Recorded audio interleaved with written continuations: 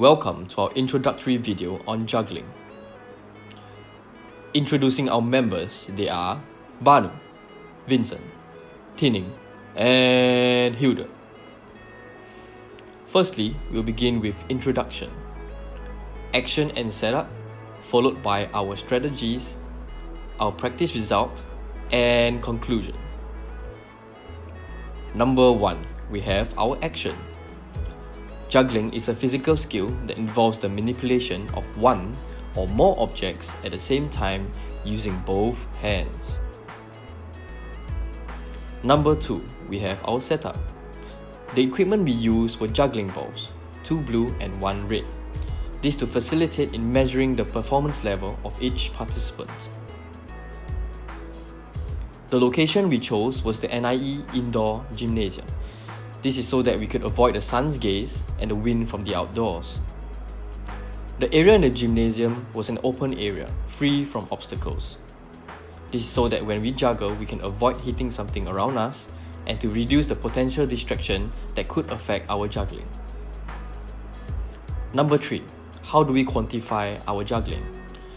Now, we will juggle as many times as possible within 30 seconds.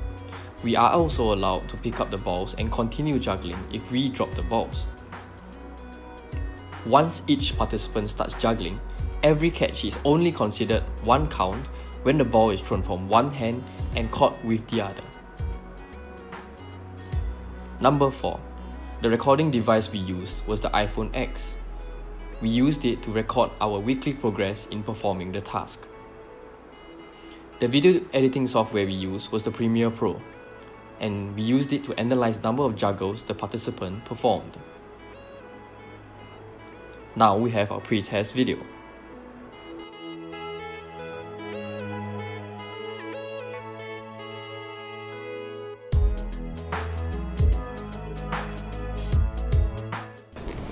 Here is an outline of the strategy we use for juggling. First, we use part skill practice, followed by practice variability, and lastly, distribution of practice. Now, let's take a look at segmentation under part skill practice.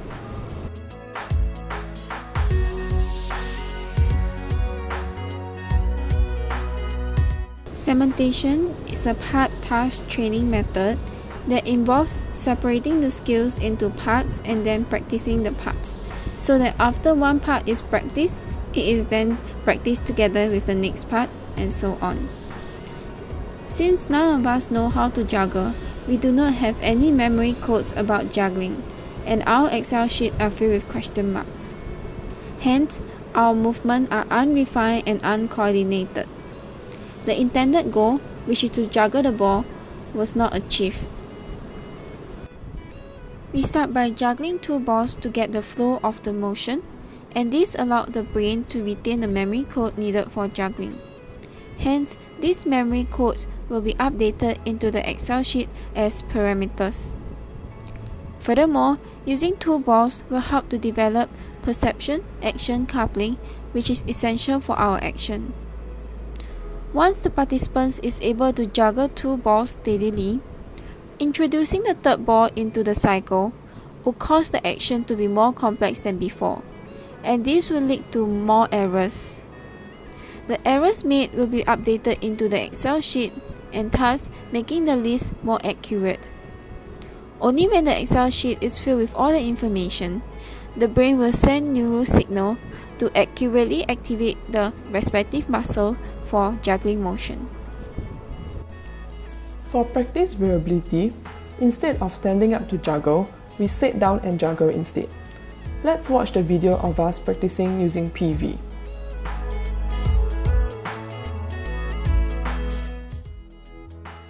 Practice variability is a variety of movement and context characteristics implemented during the practice of one skill form. Under dynamic systems theory, the environmental constraint has been increased as we are not allowed to move around to catch the balls. Hence, this forces us to juggle the balls nearer to us to limit our movement. By doing this, we are reducing the degree of freedom by constraining it. With practice, redundancy will be decreased over a period of time, and hence, the brain will process stimulus identification, response selection, and response programming better and bring about the correct motor behavior. As juggling is an open-looped skill, variety of experiences with regulatory and non-regulatory conditions that change from one attempt to another is needed during practice. For example, from standing to sitting while juggling. Hence, PV increases the capacity to perform juggling in a future situation such as during the post-test, as this further updates our motor program. For distributed practice, we practice juggling for 3 sessions of 1 minute each with 60 seconds interval after each session. This was then followed by a mini competition between Bhanu and Vincent to see who can juggle the most in 30 seconds. Let's watch a video of it.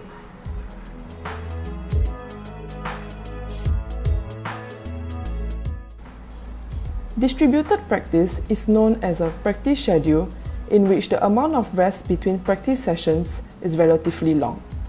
As juggling is a new skill for us, consolidation of memory codes is important for us to progressively improve in our juggling ability. When we take breaks in between our practice sessions, the neural network responsible in allowing us to juggle talks to each other and strengthens the neural network. The increase in time for neural biochemical processes to occur helps in the consolidating of the parameters in the Excel file. Before summing up, let's watch the post-test video. Before summing up, let's watch the post-test video.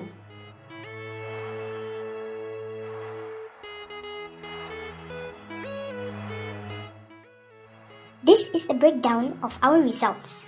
As you can see, we started with an average of 8 juggles and had an average of 41 juggles by the end of week 6.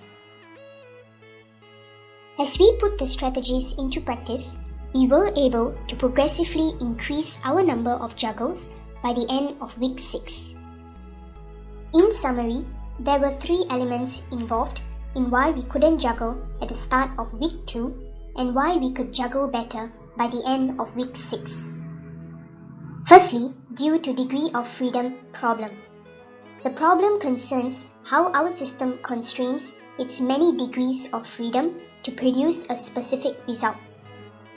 When learning a new skill, our DOF cannot be constrained.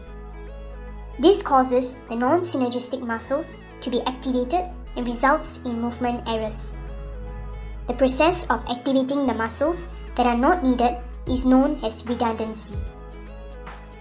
This was also why we fumbled when we attempted to juggle in the first few weeks.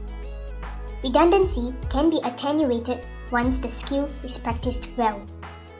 This was evident in our post-test video. As we practiced over the 5 weeks, our DOF problem decreased because our redundancy decreased. Next, the absence of perception-action coupling. Perception-action coupling in dynamic systems theory refers to the coordination of visual object perception and limb movement required to achieve a specific action goal. When a task is new, our perception and action are not coupled. Thus, in the beginning, we may be able to perceive where the ball is in the air, but we are unable to catch that ball.